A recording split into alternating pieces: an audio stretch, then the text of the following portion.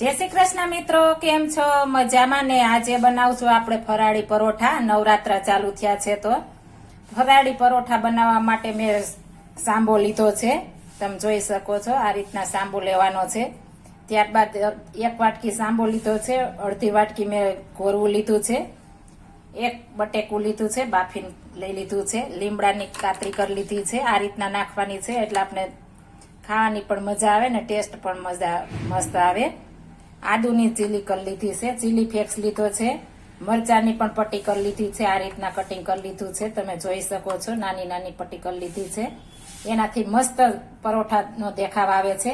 અને લીલા ધાણા ભાજી લીધા છે, એનાથી ફ્લેવર પણ મસ્ત આવે છે અને આપણા શરીરમાં પણ કામ આપે છે. હવે આપણે આ સાંબાને દળી લેશું. આપણે સાંબો દળી લીધો છે. આ રીતના એકદમ ઝીણું દળ લેવાનું છે એટલે આપણો મસ્ત પરાઠા બનશે. બટેટું આપણે આ ખમણી વડે ખમણી લેવાનું છે, એક પણ ઓઈલું રહેવા નથી દેવાનું એટલે મસ્ત થશે આપણું પરોઠું. જો ગાંઠા રહીએ તો આપણું પરોઠું વણવામાં તકલીફ પડે છે ને મસ્ત બનતું નથી. એટલે પહેલા આપણે આ રીતના બધું ખમણી લેશું. મેં 1 બટેકું લીધું છે, તમે તમારા મેજર માત્રા પ્રમાણે લઈ શકશો. આ રીતે બધું ખમણી લેશું આપણે. એકદમ આવો આપણે ફાઇન ખમણવાનું છે એટલે આપણું પરોઠું મસ્ત બને. તમે જોઈ શકો છો. આપણે એક પેન ગરમ મૂકી દીધી છે, તેમાં આપણે ઘી નાખીશું. ઘી નાખવાથી ફ્લેવર મસ્ત આવે છે અને ફરાળી હોવાથી આપણે ખાવાની પણ મજા આવે છે. એટલા માટે ઘી નાખું છું. આજે મને વિચાર આવ્યો કે નવરાત્રી ચાલુ થયા છે તો કંઈક નવી આઈટમ બનાવીએ. એટલે મને એટલો વિચાર આવ્યો કે હું છે ને રાજગરાના સાંબાના આપણે પરોઠા બનાવીએ. નવી રેસીપી આપણે બતાવીએ. આપણે ઘી ગરમ મૂકી દીધું છે.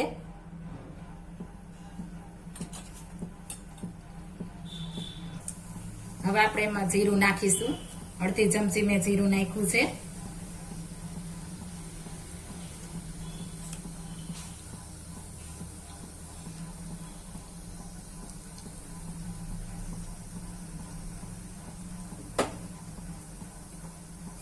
મીઠો લીમડો, લીલું મરચું, આદુ, આ બધું આપણે મિક્સ કરી દેશું આ રીતના.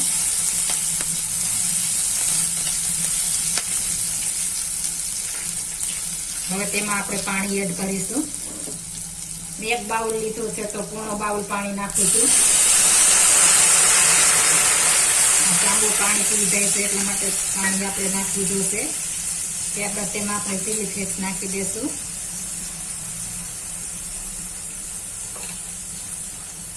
થોડું લીંબુ નાખીશું. તમે સ્કીપ કરી શકો છો. છાશ નાખવાની, મારે મોરી છાશ છે એટલે થોડું લીંબુ નાખું છું.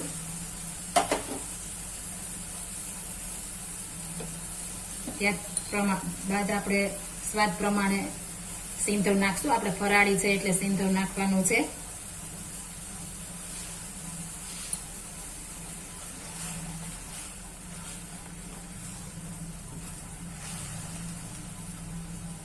આ રીતના મિક્સ થઈ જાય ત્યારબાદ આપણે છાશ નાખી દેશું.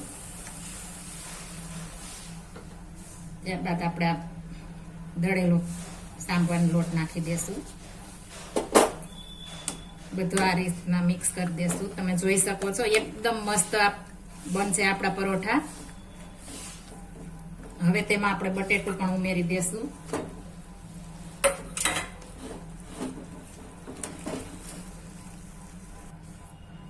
આપણે બ્રેકફાસ્ટમાં પણ સવારે ખાઈ શકીએ છીએ નવરાત્રીમાં. અને એકદમ મસ્ત બને છે ને 10 મિનિટમાં ફટાફટ બની જાય છે.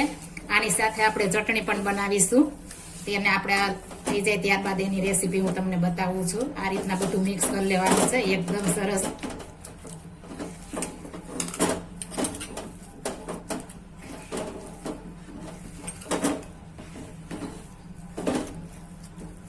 તમે કોઈ પણ વ્રતમાં ખાઈ શકો છો.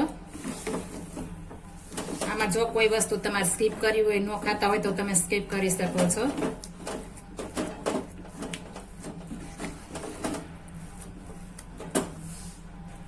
તમે જોઈ શકો છો એકદમ મસ્ત આપણું સ્ટફિંગ બની ગયું છે. તરીએ પણ ચીપકતું નથી, એકદમ મસ્ત બની ગયું છે. હવે આને આપણે થોડી વાર સાઈડમાં મૂકી દેશું. ચટણી આપણે કઈ રીતના બનાવી હું તમને બતાવું છું. આને હવે થોડી વાર આપણે સાઈડમાં રાખી દેશું, આ રીતના ભેગું કરીને બધું. એક પેનમાં આપણે સિંગદાણા નાખી દેશું, એના આપણે રોસ્ટ કરવાના છે.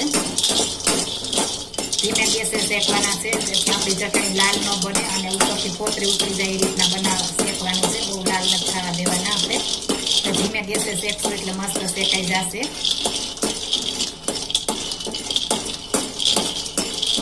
થોડા શેકાઈ જાય ત્યારબાદ આપણે એમાં ટોપરાનું ખમણ નાખવાનું છે. જો પેલા નાખી દેશું તો લાલ થઈ જશે ને આપણે ચટણીનો ટેસ્ટ નહીં આવે.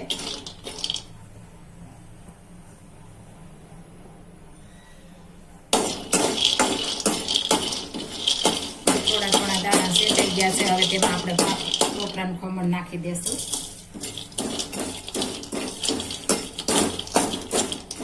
બે મરચાં નાખીશું.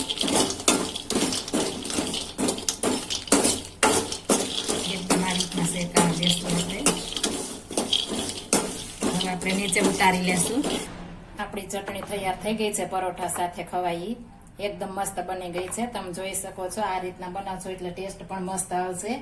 આમાં મેં લીંબુ, ખાંડ ને નિમક 3 વસ્તુ જ નાખી છે, બીજી કોઈ વસ્તુ નથી નાખી. હવે તેમાં આપણે ધાણા ભાજી નાખી દઈશું એટલે મસ્ત ફ્લેવર આવશે. એકદમ મસ્ત આપણી ચટણી તૈયાર થઈ ગઈ છે. હવે આપણું સ્ટફિંગ તપાસી જોશું. આપણું મસ્ત સ્ટફિંગ ઠરી ગયું છે, તમે જોઈ શકો છો, મસ્ત બન્યું છે. અને આપણે થોડું આ રીતના મસળી લેશું. હવે તેના આપણે નાના નાના લુવા વારીશું આ રીતના. એકદમ મસ્ત બની ગયા છે, તમે જોઈ શકો છો. હાથે પણ ચીપકતું નથી. આ રીતના આપણે બધા વાળી લેશું. વણવા માટે મેં આ પાટલી લીધી છે, તેને આપણે થોડું ઘી લગાડી દેશું.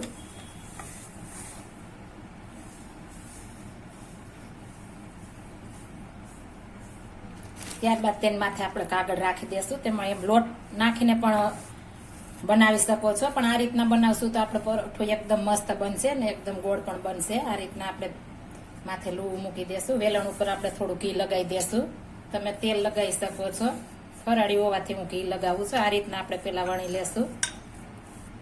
ત્યારબાદ એની માથે આપણે એક બીજો કાગળ મૂકી દેશું ઘીવાળો કરીને. આ રીતના આપણે બીજો મૂકી દેશું. પછી આપણે આને વણી લેશું. આ રીતના એકદમ મસ્ત પરોઠા બને છે અને તમે જોવો વણાતા જ એટલા મસ્ત લાગે છે કે ખાવાનું મન થઈ જાય એટલા મસ્ત બને છે. આ નવરાત્રીના 9 દિવસ માટે તમે ખાઈ શકો છો. એકદમ મસ્ત બની ગયું છે, તમે જોઈ શકો છો. એકદમ સરસ બની ગયું છે. હવે તેને આપણે નોન સ્ટિકમાં શેકી લેશું. પેનમાં આપણે થોડું ઘી નાખીશું.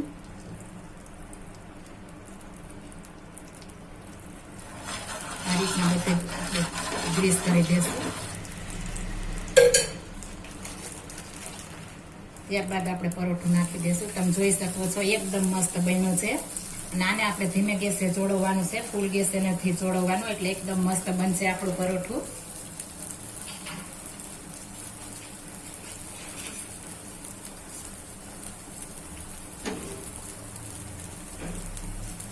હવે આપણે આની સાઈડ ફેરવી લેશું.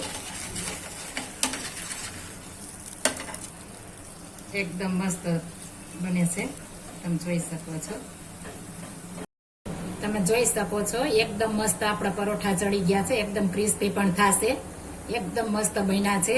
હવે આપણે આ રીતના બધા ચોળવી લેશું. આ થોડો થોડો આપણે આ રીતના વજન દેતા જાશું એટલે મસ્ત આપણા પરોઠા બનશે અને ખાવાની પણ એકદમ મસ્ત મજા આવે છે. આનું એક ખાસ ધ્યાન રાખવાનું છે કે આપણે એકદમ ઝીણું દરવાનું છે. આપણે રોટલીનું લોટનું હોય એવું એટલે આપણે મસ્ત બનશે, નહીતર આપણે નહીં મસ્ત બને. તમે જોઈ શકો છો મિત્રો, એકદમ મસ્ત આપણા પરોઠા બન્યા છે. એકદમ ક્રિસ્પી પણ બનશે, તમે જોઈ શકો છો. આને ખાવાની પણ મજા આવે છે. એકદમ મસ્ત મીઠા બને છે અને તમારું પેટ પણ ભરાઈ જાય છે. આ નાના મોટા બધાને ભાવે છે. જો આ મારી રેસીપી પસંદ આવી હોય તો મારી ચેનલ લાઈક, શેર અને સબસ્ક્રાઇબ કરી દેજો. ફરી મળીશું નવી રેસીપી લઈને. જય શ્રી કૃષ્ણ.